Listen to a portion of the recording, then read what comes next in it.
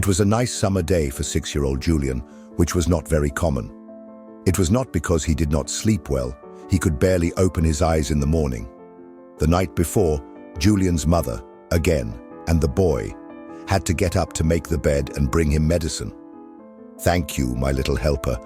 You are the only one I have left," said Irina Victoria. "Come on, Mom. It is not so difficult for me. The main thing is that you recover as soon as possible," said Julian, stretching sleepily. The boy knew that his mother needed his help and participation, now more than ever. Of course, Irina Victoria tried not to show despair in front of her son. And yes, possible. She held on as best she could. Julian had never met his father and did not want to ask his mother. The boy was used to them always living together and couldn't imagine having anyone else around. The problem with Julian's mother had occurred 6 months earlier, when returning from the store with a shopping bag, she had slipped on one of those very bags.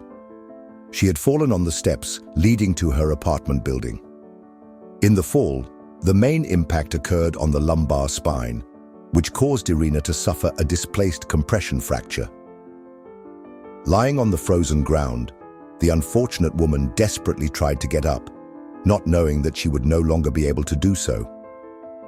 Passers-by passed by, thinking that the stranger had simply drunk too much alcohol on the eve of the Christmas holidays. It was not until 10 minutes later that an elderly woman from a nearby building called an ambulance.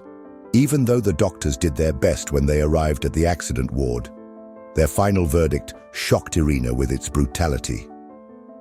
"We are sorry, but you will be in a wheelchair for years to come. I cannot deceive you. Yes, you know how it is," the doctor said sadly, shortly before she was discharged. "So I have no chance of recovery," Irina said, trying to control herself. The doctor looked her in the eyes and said, "No, don't be so categorical. There is always a chance. By the way, there is always a way out. I know for sure that they can help you in Austrian, Swiss, or German medical institutions. There are clinics in the capital that specialize in this type of trauma. Unfortunately, such a complicated surgery costs a lot of money. So I don't think it's good news for you." The doctor's words had an almost magical effect on the hopeless patient. At that moment, Irina was ready to raise even $1 million just to regain her ability to move as before. But when the woman was discharged, the bitter reality took hold of her head. It seemed to Irina that her life was over and that there was no hope of recovery. Before that fateful accident, the woman had worked as a waitress in a roadside cafe. She didn't have much money, of course. As an orphan, Irina could hardly count on anyone willing to help her financially to carry out the operation.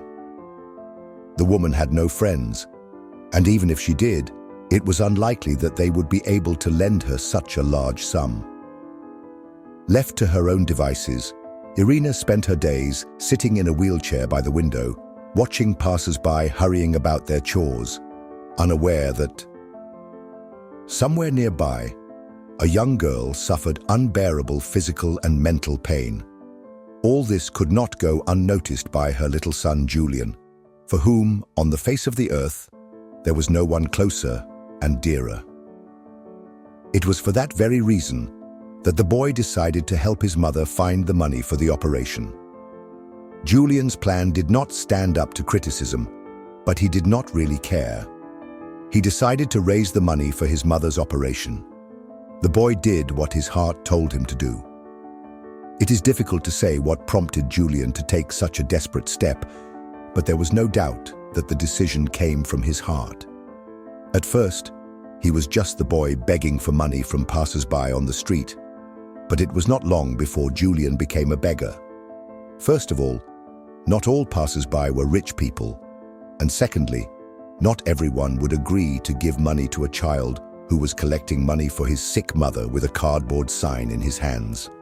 At first, the sign was written in block letters with a couple of spelling mistakes in the words.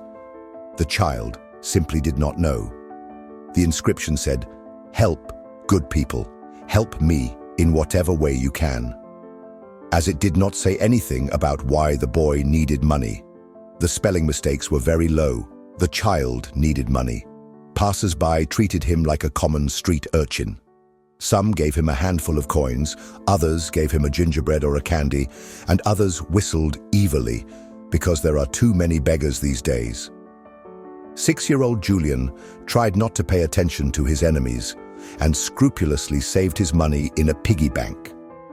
The boy knew that in order to operate on his mother, he would have to collect several 100,000 credits, stuffed to the brim with money. Irina suspected her son of begging and even scolded him a couple of times for it. Like any mother, she understood that this would not lead to anything good. But being an invalid, it is not easy to keep an eye on a child who already has a sense of freedom and imagines himself to be the main breadwinner of the family.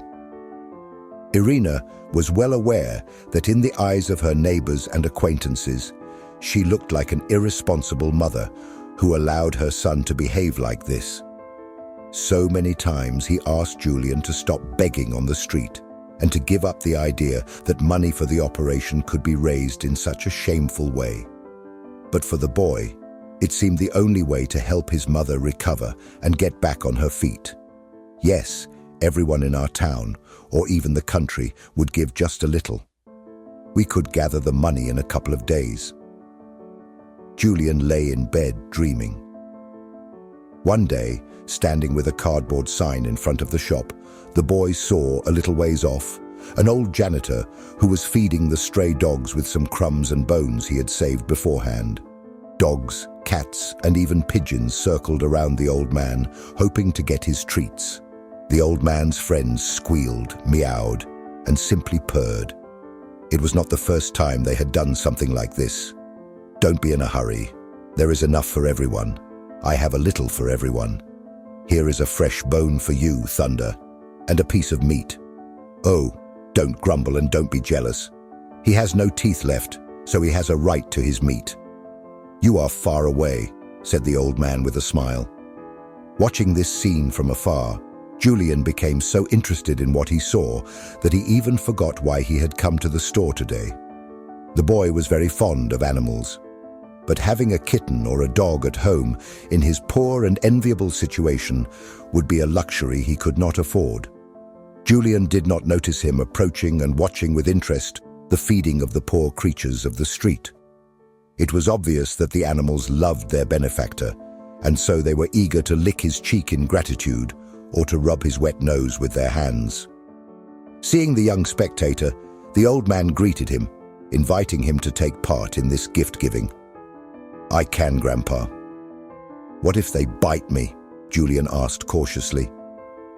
The old caretaker smiled, in a hurry to reassure the boy. He said, no, they don't bite, boy. They're almost tame. They can smell the kindness of people a mile away, and they will never hurt anyone who comes near them. Come closer, pet Siwi. He's an old boy, but very kind. His master died 2 years ago. Can you imagine? Seagull waited every night at the door of the house, every night, for about a year. He hardly ate anything. He barely made it. But I arrived just in time. That's how it is, brother. Julian looked with interest at the dog, whose fur was like silver and whose eyes sparkled with a spark of intelligence. The dog remained silent. He understood everything, and if he could have spoken, he would certainly have wished the boy a good day. Overcoming his natural shyness, Julian came over and helped the old man to distribute the presents. Julian especially liked to feed the pigeons, which perched on his hand and carefully pecked the breadcrumbs in his little palm. The most interesting thing was that at that time the dogs did not touch the cats, and the cats were indifferent to the birds, thus establishing a tacit truce at feeding time. Little Julian felt as if he had stepped into a fairy tale, where every animal was not an animal at all, but a human being transformed by an evil sorceress. Not even 10 minutes had passed when the old man's bag was quickly emptied, and for the stray animals, everything had returned to normal. The dogs began to growl at the cats, who in turn stared at the pigeons, weighed down by the nutritious food. Well, dinner is ready, my dears. It's a pity there isn't much to collect this time. Well, never mind. said the old janitor, wiping away a tear. The old man looked at the escaping dogs and cats, smiled, and turned to Julian, who was standing on his left. "Where are you from, kid?" "The orphanage." "Or a homeless soul?" he asked cautiously. "No, I'm not from the orphanage. I don't live far from here. My mother is sick. I need an operation and there's no money. So I thought I'd try to raise money this way." Julian was quick to reply. At the boy's words, the old man frowned, and a network of deep wrinkles appeared on his forehead. "Yes, it's not good. The illness is no joke. I hope your mother gets better soon, but I don't think you'll be able to scrape together the sum you need on the street. No, I'll give you about 100 from my pension, but it won't help. By the way, my name is Tulio Martinez. You're welcome. I live nearby, in the basement. I have a restroom and a toolbox there," the old man added. "Thank you, Grandpa. I'm Julian, but only my mother can call me that. To the others, I'm Julian, and nothing else," the boy said maturely. The old man nodded understandingly and hid a smile in the folds of his white beard.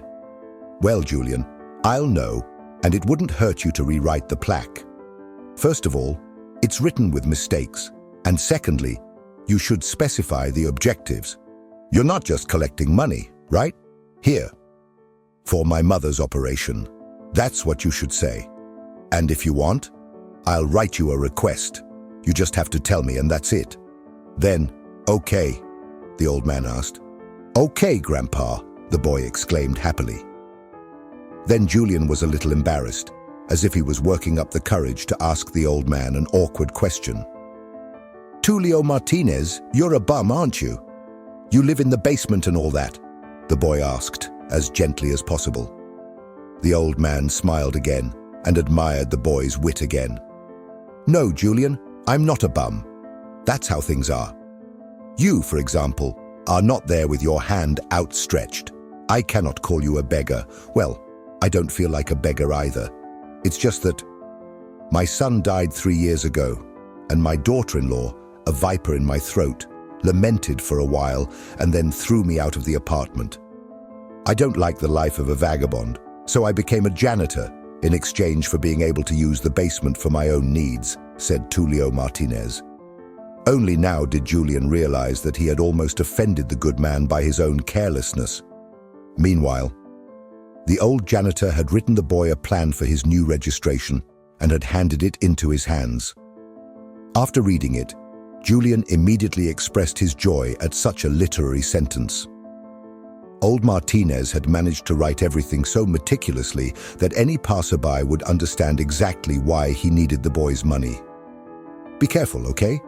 If there's any problem, run to me, I'm here. Today is my retirement day, so I gave my pets a little present, and there's not much left, but I'll share it with you anyway," said the old man, and deftly slipped a crisp new bill into Giuliano's pocket. "Thank you very much, Grandpa Tulio. If all people were like you, no one would be sick," replied Julian, sniffing his nose. The boy chatted for a while with the janitor and then ran home to his mother. Giuliano tried not to be on the street for too long so that his mother would be less sad and less distressed, having met Tulio Martinez. The boy began to believe in a miracle and in the victory of good over evil, which he had heard so many times from the heroes of national cartoons. On the way home, Giuliano could only think about how he was going to write his appeal on a piece of cardboard, and from then on, he was going to collect the money exclusively for his sick mother. Passing the bus stop, the boy stopped at the site and looked for a moment at one of the side walls and stood still. The wall was covered with advertisements for buying and selling, services and other advertising and entertainment nonsense. Giuliano momentarily imagined them on a piece of paper with text written by an elderly janitor, and smiled enigmatically. The thought that had been floating around the boy's mind before and that could not be achieved before now took shape and became his most important goal. Julian imagined that he would soon write dozens of such announcements in capital letters, but the essence would not change. The important thing was that he would be able to put them up all over the city so that everyone who wanted to help could do so. The naivety of the idea knew no bounds, but for a small child, it seemed very interesting. Returning home, Julian chatted for a while with his mother, and then he told her that he had met an elderly janitor who turned out to be very nice, kind-hearted, and responsive. Listening to her son's confusing story, Irina could hardly hold back the tears that tried to escape her eyes. "No, I have to hold on, not give up. Julian, it's okay. Such a small child, but he endures and supports me," the woman thought with respect. Little did she know that in the lower part of an old chest of drawers, she kept a photo of the man who had been her first and only love. They met Pedro by chance, and without further ado, they were accidentally separated. Now Irina understands that it was all due to her youth and her hasty decisions. And back then, everything seemed like a beautiful fairy tale that would last forever. Passionate encounters, walks in the light of the canvas, and silent declarations of love filled the lives of the young people. Unfortunately, first loves are often unhappy, and the example of Pedro and Irina was a clear confirmation of this. If Regina had not come between them, it could have been a wedding, but the more experienced rival. She easily turned Pedro's head and took him away from Irina. At first glance, nothing bad happened. It is not for nothing that the song says, "People meet, people fall in love." But for Irina, this passionate relationship with Pedro turned into an unplanned pregnancy. Pregnancy that she did not find out about until the second month after the breakup. Many people at that time condemned Irina for her haste and rashness in making decisions. But it was hard for the naive boy from the orphanage at home, who could hardly imagine the hardships of raising a child alone. So, in a surge of anger and contempt for Pedro, Irina hid her hand. She was ready to push him out of her life forever. But time passed, and old love, as we know, does not rust. It was not until 4-year-old Julian accidentally learned that Peter had tragically died. Trying to support his hateful wife Regina, the boy worked without sleep or rest in a taxi service. It was because of overwork and chronic lack of sleep that Peter fell asleep at the wheel and drove off the road at full speed. The impact was so strong that the young man died on the spot. Irina did not go to the funeral. First, she did not personally know Peter's parents. And second, she could not find the strength to go to the coffin of her former lover without losing her feelings. Afterwards, Irina repeatedly blamed herself for that act of weakness and even visited Pedro at the cemetery afterwards. But all of that happened after the funeral, when there was no point in talking about anything anymore, as if it were a tribute to his memory. She carefully kept his photo in a drawer and only took it out in moments of particular emotional distress or melancholy. Lately, she had been increasingly undermining the photo she captured of her beloved when they were still in a relationship and enjoying life together. Now, meeting her son in the hall in his stroller, Irina fed him a rudimentary dinner and locked herself back in her room, alone, with the photo of her dead fiancé. He had dinner and locked himself in again. Julian did not know who exactly the painting belonged to, so he preferred not to ask unnecessary questions. Above all, he had more important things to do now. The boy had to tear out some pages from his notebook. He took out the tip and diligently drew the text written by the old janitor. Since he was not yet in school, writing, even in print, was very difficult for him. After producing a dozen advertisements, Julian felt very tired and began to pick his nose. Tomorrow, a new task awaited him. The boy decided to stick advertisements on the doors of houses whose owners, for some reason or another, seemed to him to be rich people. For his 6 years, Julian was quite advanced, and in part, he realized how important he was to his sick mother. The boy could read with one syllable, but his way of thinking and his peculiarities were ahead of his peers in many matters. He could easily be sent to the store or the pharmacy without fear of him buying something or crossing the street against the red light. In the back of her mind, Irina was always worried when her son went for a walk in the yard. She realized what the little boy was actually trying to do was find money for the operation, and she did her best. The next morning, Julian got up earlier than usual and immediately turned to his mother with an unusual request. The boy needed glue to stick his leaflets around the city.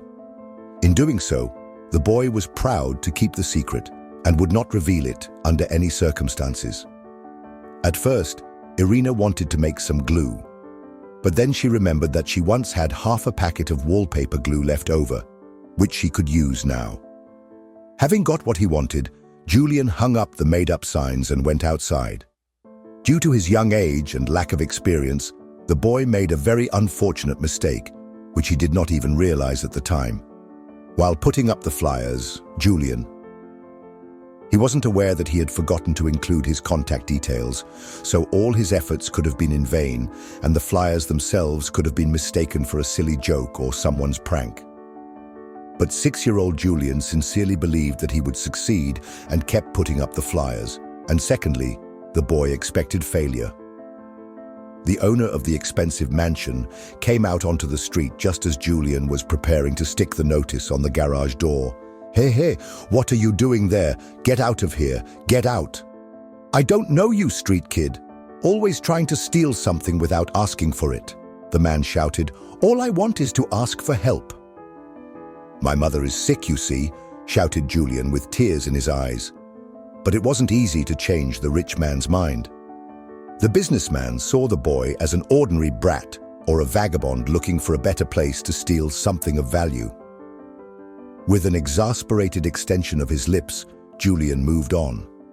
The vengeful rich man screamed after him for a long time, trying to do as much damage as possible. But Julian had a target, and he pursued it with astonishing speed for his age. Methodically moving from one item to another, the boy did not notice that he had used up almost all of his brochures.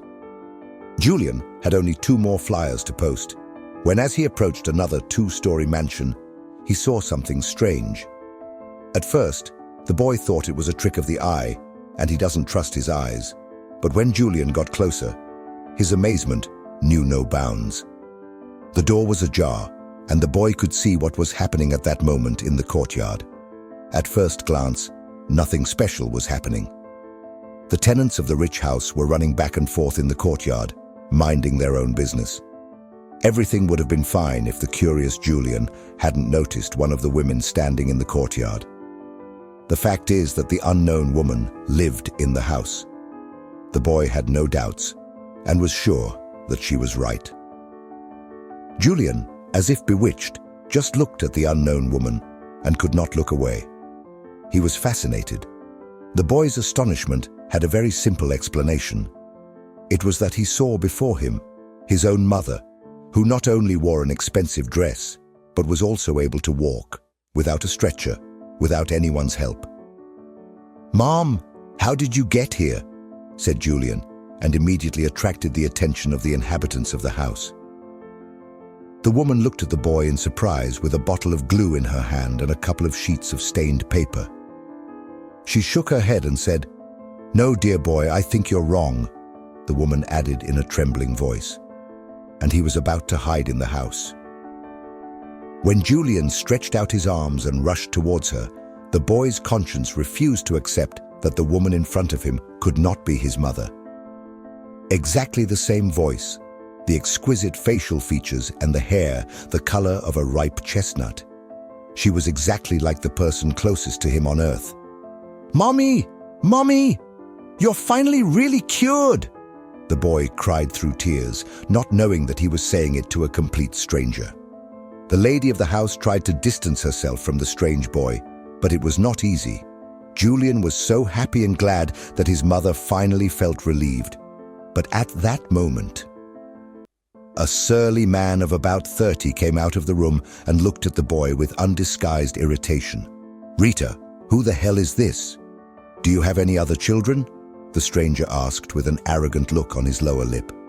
The woman, who was an exact copy of Julian's mother, shrugged in bewilderment and, taking the boy by the shoulders, asked, "Kid, what are you doing?" Understand, you've made a mistake. I don't know you. What's your mother's name? Irina. Irina Victoria, the boy realized. Well, here I'm Rita Rodriguez. I can't be your mother, you understand? The landlady answered calmly, without getting irritated. Only Juliano now realized that he had made a mistake. Although the boy loved fantasy cartoons, but he was well aware that he couldn't actually watch such a thing, which meant that his mother was still wheelchair-bound at home, and the money for the operation had to be found at all costs. Meanwhile, the lady of the house looked at the boy with pity and said, "Little one, you must be hungry, right? I have cherry pie and chocolates. Do you want to come in?" Julian looked attentively at Rita Rodriguez and was again surprised by her resemblance to his mother. If it weren't for Irina Victoria's wound, it was very difficult to tell her apart. Since Julian had had a bad breakfast today, at the mere mention of food, the boy's stomach made him smile enticingly in embarrassment. "Then let's go. You can put your papers in later. By the way, what do you have there?" Rita asked, taking the boy's hand. "It's not a paper, it's advertising, asking for help. My mother is sick and needs an operation. This is how I get the money," Julian answered like an adult. "So you beggars," the man interrupted the conversation. "Well, that's what I thought. You're all like that. You make up stories for yourselves and then you fool gullible people. Luis, come on. Can't you see that the boy needs help?" Rita scared him off. Caught between two fires, Julian didn't know what to do next. Until a few minutes ago, no one had knocked, and he was quietly putting up the ads. And now he came across a woman who looked like his mother. "Okay, I'll eat something. I'll see," Rita thought and continued. The house smelled pleasantly of some delicacies and spices, which made Julian, his mouth instantly fill with saliva. Rita quickly set the table and placed a delicious piece of cake, a plate of sweets, and a cup of aromatic lime tea. "Thank you very much, Julian." He took a bite and said, "Thank you." Rita watched with a smile as the boy ate, and surprised herself thinking that, more than anything in the world, she wants to have a child. Unfortunately, all of the woman's previous attempts had been unsuccessful, and it had become her #1 problem in life. Rita then turned her gaze to Julian's sheets of paper, which he had thoughtfully placed on the edge of the table.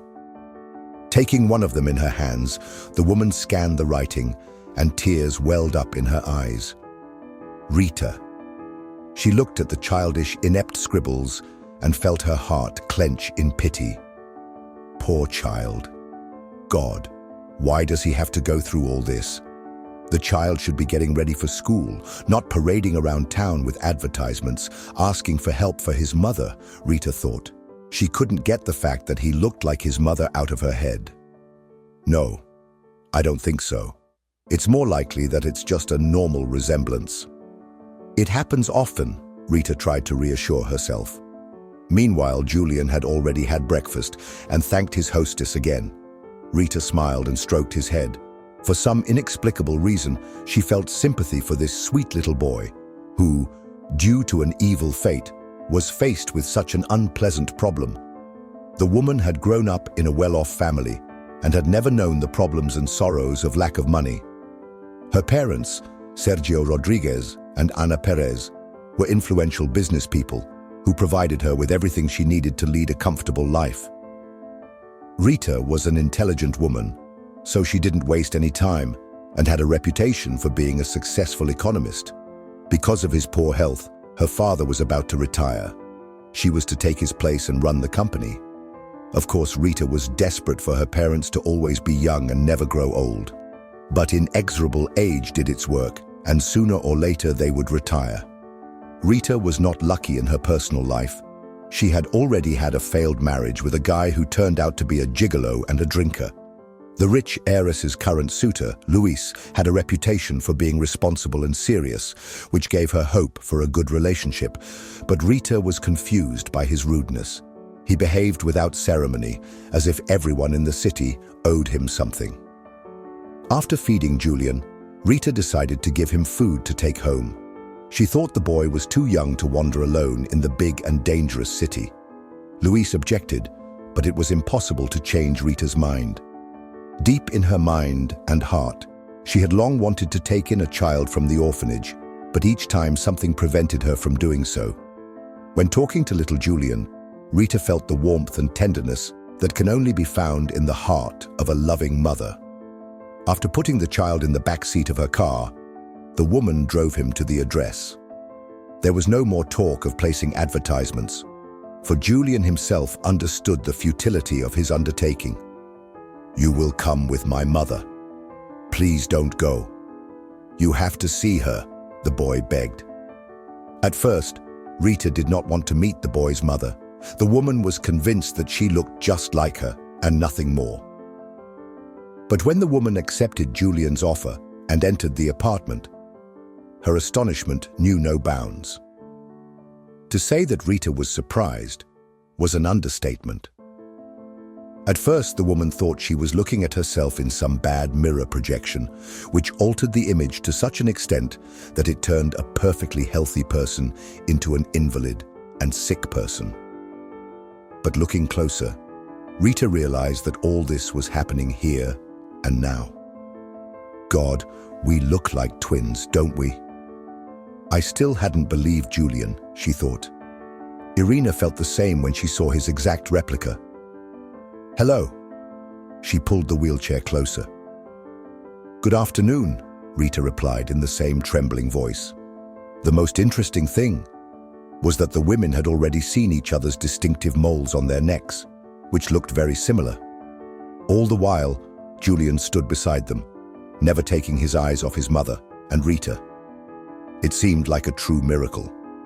But the women really did look like two peas in a pod. A little later, when the passions of the initial encounter had cooled down, Rita and Irina were already sitting in the kitchen, and sipping a hot cup of tea, they shared. "I grew up in an orphanage and never met my parents, so I'm not much help in this matter." Irina was the first to break the pause. "I, on the other hand, grew up in a well-off family and probably has nothing to do with the orphanage. But that said, I'm pretty sure we're sisters. It couldn't be any other way." Rita stretched thoughtfully. The women sat facing each other, looking as if they were looking at each other in reflection. Rita understood. Karina needed help and support, so she promised to sort out the money and operation problem. What interested the woman most was how it had turned out that she had always had a twin sister. "I'll come to see you in a couple of days, okay? I need to talk to my parents. My heart knows they'll definitely have to say something about it." Rita said goodbye with a smile. "You'll have to come, Aunt Rita. I'll wait for you. And so will Mom." "Right, Mom," cried Julian. "Of course, my son," said Irina with tears in her eyes. But this time, they were tears of happiness, not of sadness or melancholy. The woman knew that from now on, she would not be a lonely mother, and that she would have close and dear people in her life. But above all, Julian was glad about it. A spark of hope shone in his eyes. The boy was so excited that he wanted to share the good news with someone.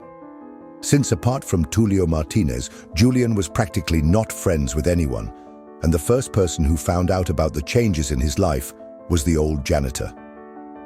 "You see, little one, everything went well, and you were worried. That's because you got the ad right. But it was a joke, of course." The old man smiled. "Thank you, Grandpa. There's something else you can write. Something that can change your life. You're clever, aren't you? Write a sample and I'll put flyers around town. You'll see, we'll find you a family," Julian suggested, childishly naive. Tulio Martinez's eyes filled with tears. "Thank you, Julian, but nothing can help me with advertising, not even the most magical. I'm alone, you understand. Nobody but dogs and cats. I'm not complaining. I live well in the basement, don't you think?" he answered quietly. At that moment, Julian was ready to give everything in the world to change Tulio Martinez's life for the better. "Don't be sad, Grandpa. I found Rita, and you'll find someone. I don't know where she's been, but better late than never," Julian said, trying to support the old man. The doorman shook his head and quickly moved the conversation to a less painful subject for him. Telling Giuliano about the habits of dogs and cats, the old man felt like the teacher he had once wanted to be, but never was. Tulio Martinez was very happy that the boy was able to help his mother and at the same time find his relatives. The old man knew that none of us can know what awaits us around the next corner. Not long ago, he himself led a normal life, and he had no idea that he would soon find himself on the street, in the company of vagrants, stray animals, and hopeless poverty. Communication with Julian gave Tulio Martinez the illusion that he was a normal person who, like others of his age, had a beloved grandson, relatives, and a secure old age. The old man could have entered into a legal battle and tried to snatch his daughter-in-law's apartment. But on the other hand, Tulio Martinez did not want to deprive the woman of her refuge, if only because she was once the wife of his dead son. "What do I need that apartment for? Not today or tomorrow. I would die. And then what? Why so many obeisances, lawsuits and lawyers?" the old man thought. 3 imperceptible days passed, during which Irina and her son were on tenterhooks. This was because they were waiting for Rita to arrive, who had promised to find out what was possible. Time passed, and the woman still did not appear. "Mom, what if Aunt Rita is angry with us, and she won't come back? It happens, doesn't it?" "Right?" asked Julian. Irina herself was trying stubbornly to banish the thought, but of course, she wouldn't tell her son. Rita arrived on the 5th day. As soon as she walked through the door, the woman, with a conspiratorial air, said she had 2 pieces of news. "Which one to start with? The good news or the really good news?" Rita asked. "Of course, with the good news," replied Julian. "For everyone." "Well, listen. First of all, we don't need to go abroad. I have found a suitable clinic in our country. Its specialists are ready to help us in this matter. Secondly, I have already paid in advance for the surgery and the consultation that precedes it. In 3 days, you, Irina, have to be in the capital," Rita said heartily. "And the second news, Aunt Rita?" "Don't keep me in suspense," Julian pleaded. Rita continued. "It turns out that the good news was that Rita and Irina were indeed sisters.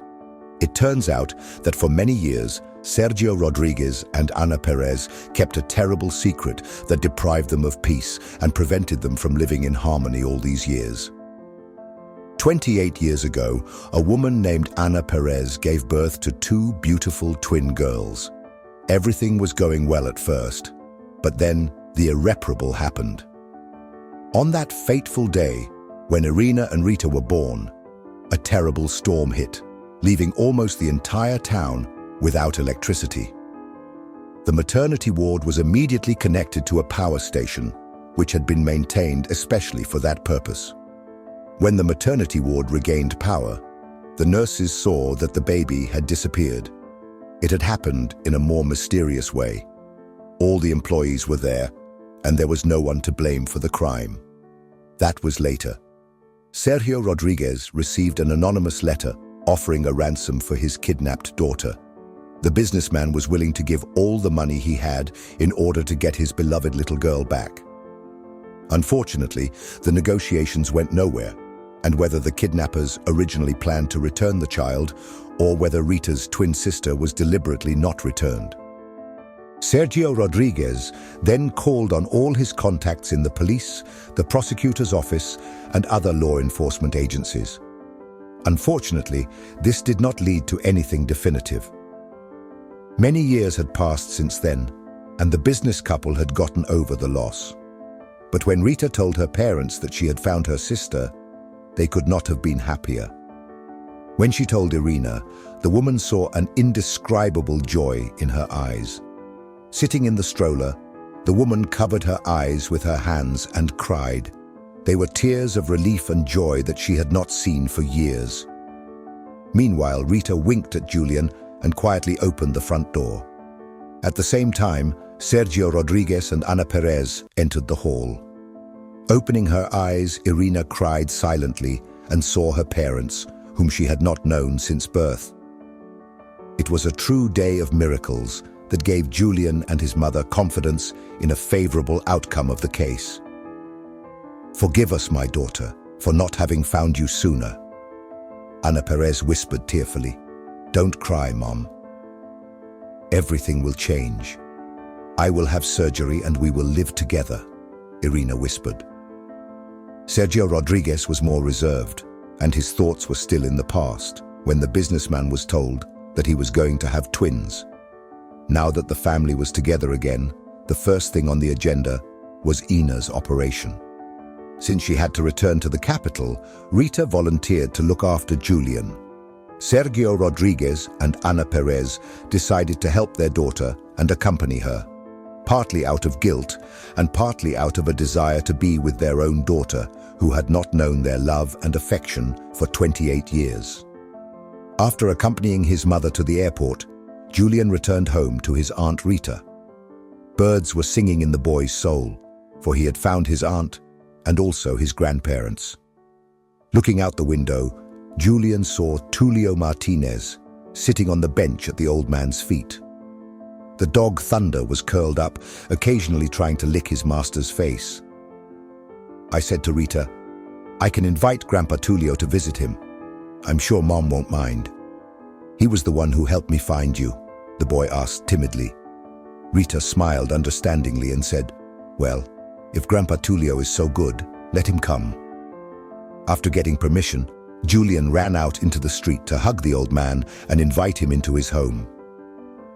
At first, the old janitor refused to go to the door of Julian's flat, but then, regaining his composure, he decided to go in for a cup of tea. Thunder sat on the steps by the front door and waited patiently. Rita welcomed Tulio Martinez, who had unwittingly helped Julian find his relatives. The old man spoke briefly about himself, not forgetting to honestly confess that he was a vagabond. "It doesn't matter. My grandparents will return from the capital, and we will do something about it. Something for you. And for Trueno?" "Of course," exclaimed the boy. "Oh, come on, dear. My time is up, and now I have nothing to make up for," said the old man sadly. Suddenly, he looked at the picture on the kitchen table. On it was a photo of a young man whose face looked familiar to the old man. Tulio Martinez could not hold back his tears. The man he was looking at was none other than his own son, Pedro, who had died in a car accident. "What's wrong with you?" Juliano was startled. Alarmed by the old man's behavior, Rita approached him and gently touched his shoulder. Tulio raised his tearful eyes to her and asked in a low voice, "That's my son Pedro. He died several years ago. How is it possible that the photo appears in your house?" Rita looked at the old doorman in surprise without finding the answer. She didn't know where the photo of her sister's house had come from since they had seen it in person for the first time. "Mom looks at it often and cries," Juliano said, looking over the old man's shoulder. "She always thinks that no one sees her at that moment, but I spied on her a couple of times and found out." The coincidence of Tulio Martinez was suddenly crossed by a spark of epiphany. "And Serena is my Pedro's first love. He was always reserved and never showed his love. And I, a foolish old man, didn't ask. Relina, I know. Then he kicked me out of the house." The old man thought to himself despite Tulio Martinez's vehement protests. Julian, with his aunt's approval, offered the old man to stay with them for a while. "And for Thunder, we will build a kennel behind the house. We will not chain him. Everything will be fine." The boy hastened to reassure his grandfather. "You have a good soul, dear. Deep down, I know you are no stranger to me, and even if you are not, I will live with it. Anyway, I will not be able to have grandchildren," the old man replied. Fortunately, thanks to the professionalism of the doctors and the most modern equipment, the operation was a success. But a long period of rehabilitation was necessary. In the meantime, Irina will remain under observation in the ward for a few more weeks. One day, after calling her sister Rita, cautious, asked her about the photo she found and learned that her lover Pedro was Tulio Martinez's son. Julian was not even aware that he had brought his own grandfather out onto the street. The realization that all this time he had been communicating with his own grandson put Tulio Martinez into a state of pleasant shock. The old man was happy and cried at the same time, still not believing the miracle that had happened to him. It is difficult to know what would have happened if Julian had not met the kind janitor on the street, who not only helped her find her family, but was also her own grandfather. By turning on the video link, Rita gave Tulio Martinez and Irina the opportunity to communicate directly. The first sentence they uttered was sorry. It so happened that, through an act of bad luck, they lost a close and dear person who even after death had managed to unite us. Tulio Martinez never met his son's first girlfriend and only met the divorced Regina, who actually kicked her out of the house. The most surprising thing is that all of her characters actually lived in the same city and were not even aware of each other's existence. Perhaps this is the reality of modern life, when even close people don't see each other for years and only remember their relationship when they are unhappy. After 3 weeks, Irina and her parents were finally able to return home. She was met at the airport by her closest family, which now consisted of more than just little Julian. To celebrate their daughter's return, Sergio and Ana Perez organized a lavish party in honor of their daughter at a restaurant where Tulio Martinez was the guest of honor. Knowing of the old man's love for dogs and cats, the businessmen promised to open a shelter for homeless animals. Naturally, it will be run by Tulio Martinez himself. Sisters Rita and Irina now see each other almost every day and never tire of talking for 28 years now, so they have a lot to talk about. But above all, it is Julian who has benefited from it, who has showered him with affection and attention. He believes that from now on, it will be like this forever.